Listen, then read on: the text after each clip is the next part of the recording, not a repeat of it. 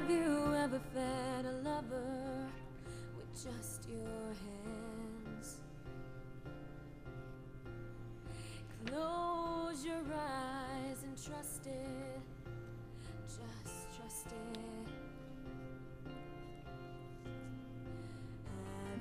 We are back on Taking Care of Business on Kern Radio Newstalk 1180. That was a little excerpt of a song by my daughter, Shelby Dawn Pingree. That's pretty good, Marty. Yes. She's a sharp little young lady. Yes, she is. Excellent, excellent voice. You're her stepfather. Let's make sure that we get that clear, though. It's easier to explain it that way, you know. It's actually future stepdaughter, if you want to be, okay, more accurate. So, Russell, you were talking about oil and the AB 1362. I'm sorry. Yes, and it's funny that as we were at break, that Chevron commercial came on. Oh, okay. Because that Chevron commercial that just ran really highlights what happens when oil production in Kern County does well. Yeah, they invest money back into the local community. And during the fourth quarter of 2010, we saw a 92.9% increase in sales tax increases relating to petroleum products, oil wells, and maintenance for equipment. In the city of Bakersfield? Just in the city of Bakersfield. For purchases made within the city of Bakersfield dealing with the petroleum industry, we saw an increase of 92.98% in fourth quarter of 2010 compared to the fourth quarter of 2009. How does that translate into specific dollars? So in the fourth quarter of 2009, it was $440,000. In the fourth quarter of 2010, we were at $849,000. And that's a huge change from when you look at the third quarter of 2009, it was at $379,000.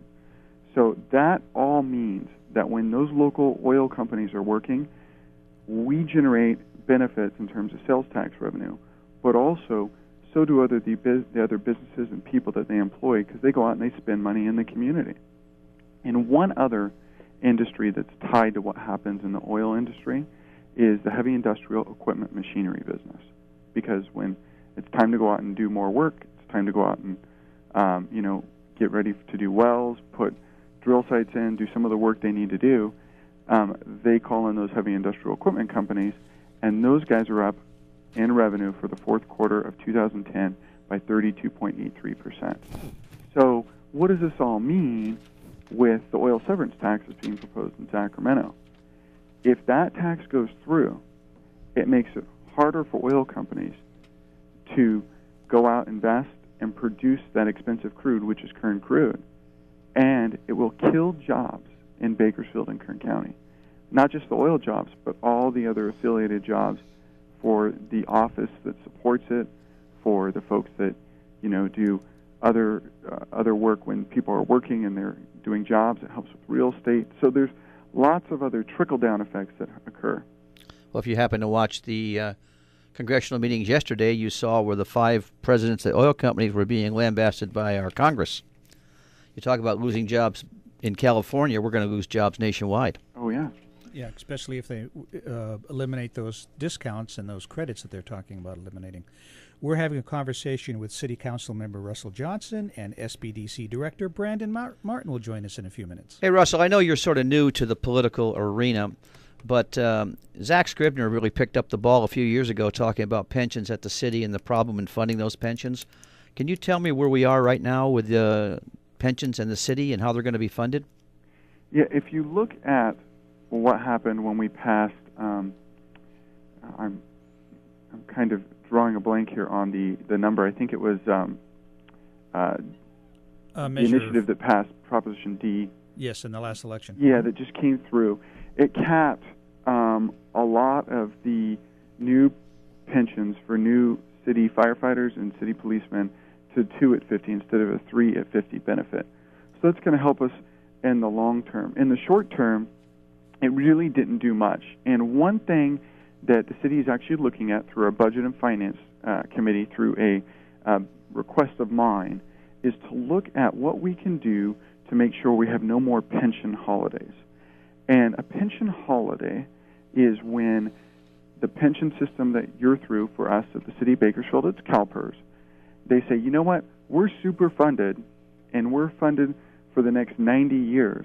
So don't worry about making your contribution payments to us because you don't need to, because we're super funded for the next 90 years. Whoa, Russell. You're saying they're actually are super funded for that period of time? In 2000, and I think it was 2001 or 2002, they came back to the city of Bakersfield, CalPERS, and said, hey, you guys are super funded. You don't need to make a payment. Okay, but that's when the market was up. I mean, the Correct. market's changed since 2001. Correct. So what we're trying to do is, at the city of Bakersfield, implement something where if our pension system comes back to us and says, hey, pension holiday, you don't need to make your annual contribution amount, guess what? We at the city of Bakersfield are going to say, no, we know better than that because we've been through this before. And we're looking at creating what I refer to as a retirement stabilization fund.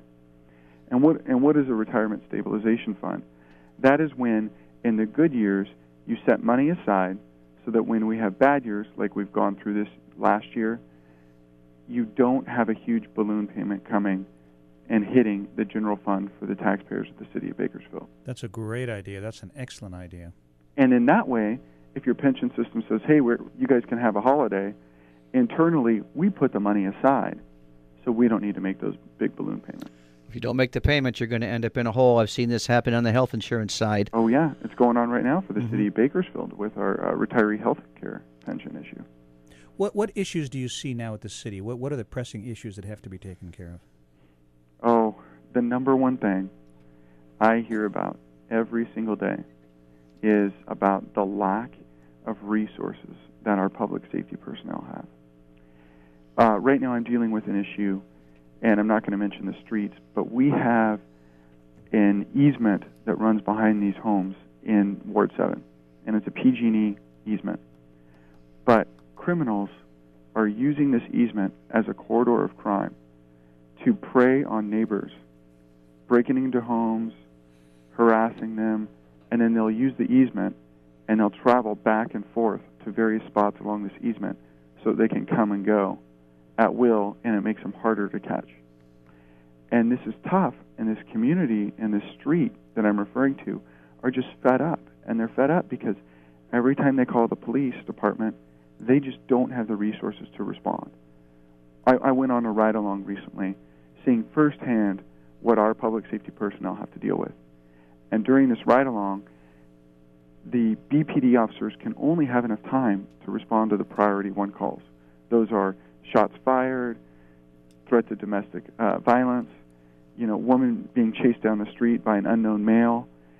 And there was times when those priority one calls, the most intense need-to-respond calls, came through that we didn't have anyone to respond in the Bakersfield Police Department. So, Russell, I have a suggestion for you. Maybe we can take the easement, create a moat, and maybe put alligators in the moat. That might be a solution. What do you think, Clay? No, we're going to do that at the border, if I remember correctly.